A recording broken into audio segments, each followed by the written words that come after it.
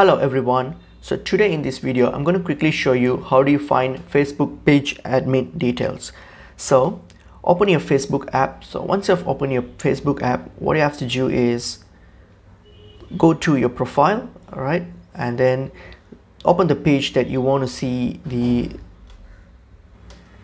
open the page that you want to check the page admin details. So when you get to your app, click on pages.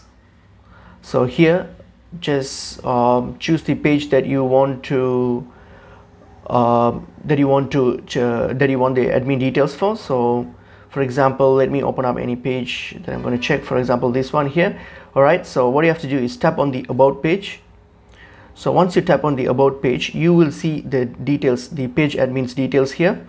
So most of the pages will have their details mentioned here, so you can get their contact information from here, the admin details, or else you can directly message the page. So one of the admins, because most pages will have more than one admins, like numerous admins. So if you want to contact them, so you can simply click on message and then directly contact them through message. So any one of them will respond back to you in that way. So these are the ways that you can find your admin on a Facebook page.